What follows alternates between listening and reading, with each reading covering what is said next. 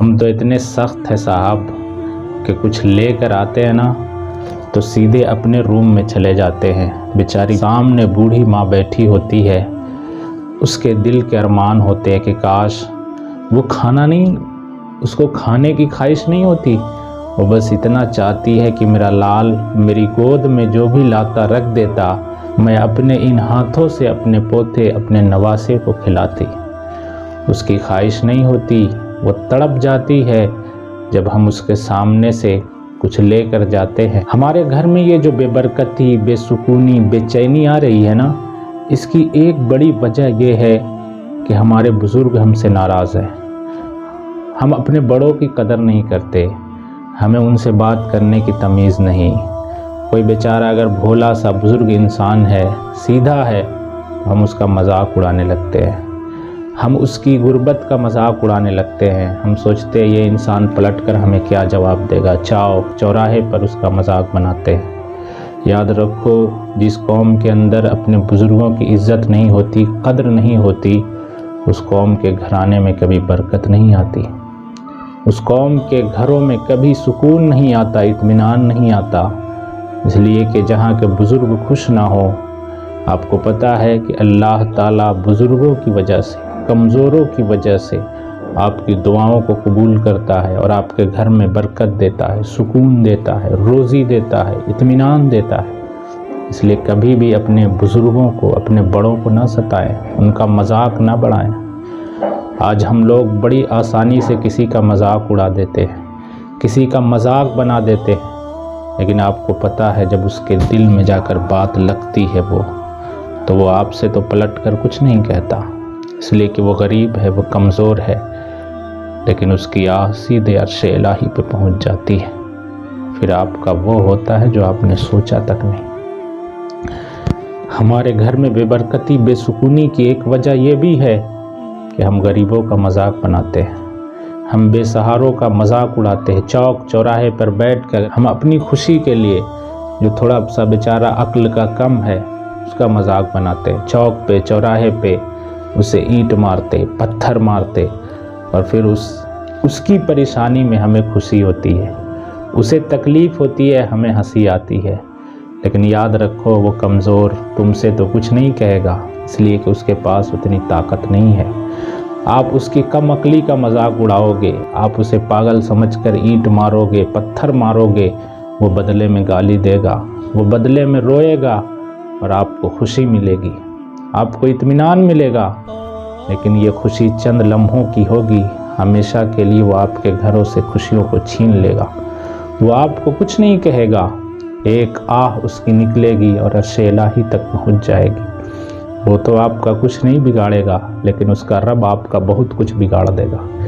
اس لیے کبھی بھی بیچارے، بے سہارے، مظلوموں کی بد دعا نہ لے۔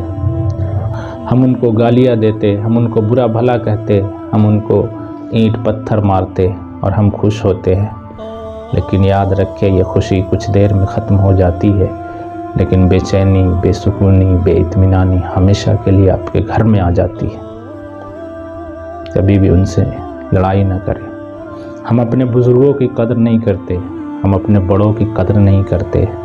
پہلے کے لوگ ہوتے تھے جہاں پہ بزرگ بیٹھ جاتے تھے نا، وہاں پہ وہ نہیں آتے۔ احترام اتنا، عزت اتنی، رسپیکٹ اتنا۔ اپنے بڑوں کی قدر کرے، اپنے ماں باپ کی عزت کرے، اپنے بزرگوں کا احترام کرے، یہی آپ کے لیے سرمایہ ہے۔ آج ہندوستان کے حالات کو دیکھ کر بہت افسوس ہوتا ہے۔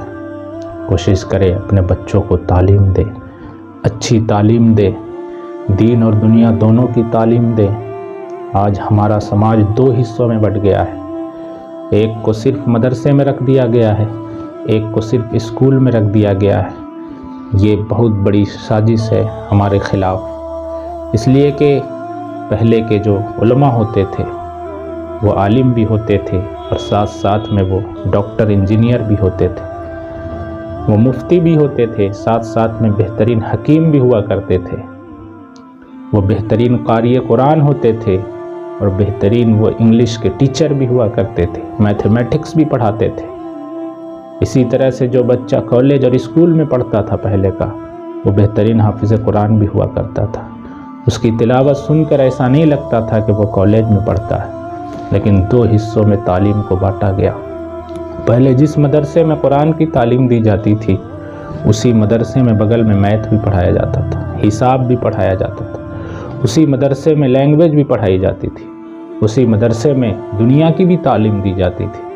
لیکن انگریزوں نے بڑی سازش کے تحت ہمیں یہ کہا کہ مدرسہ میں تو صرف روزہ اور نماز کی پڑھائی ہونی چاہیے، اسکول میں تو صرف ABCD کی پڑھائی ہونا چاہیے، دین کی تعلیم نہیں ہونا چاہیے۔ میں کہوں گا آپ سے، اپنی قوم کو اگر سنبھال سکتے ہو تو سنبھالو۔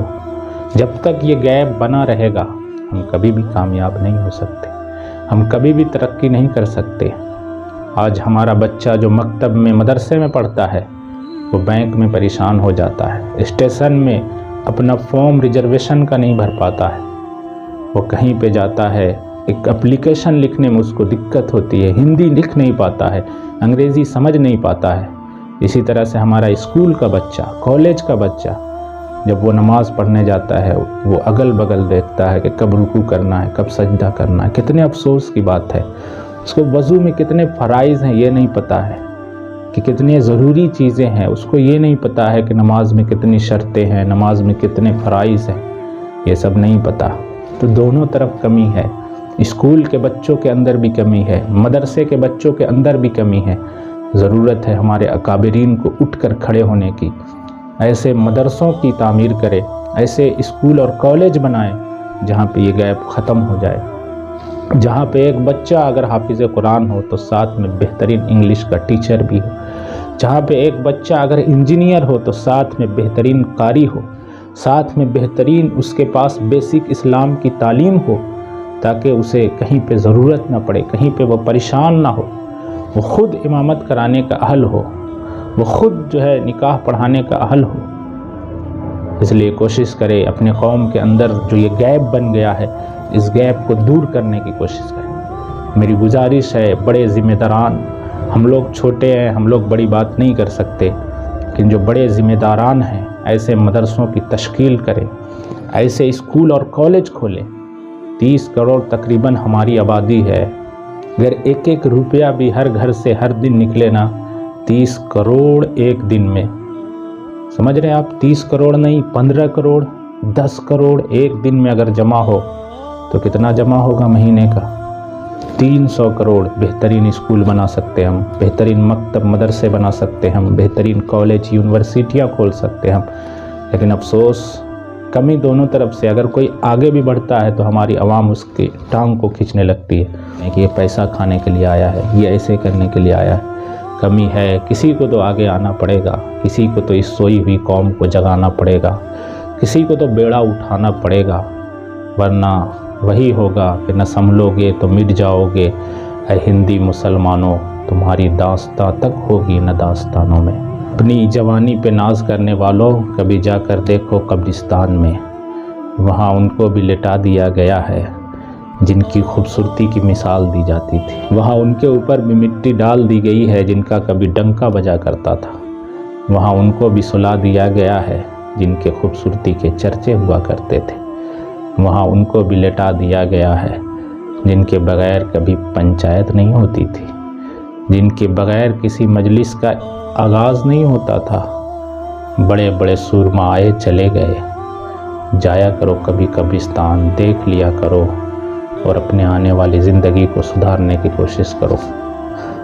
میں یہ جو باتیں آپ کو بتاتا ہوں یہ آپ کے لیے نہیں، میں اپنے لیے بھی کوشش کرتا ہوں کہ جو میں آپ کو بتا رہا ہوں پہلے 100% اس پہ میں خود کھرا اتروں، ورنہ دنیا کو جاننے سے کیا فائدہ اگر ہم خود اس پہ عمل نہ کریں۔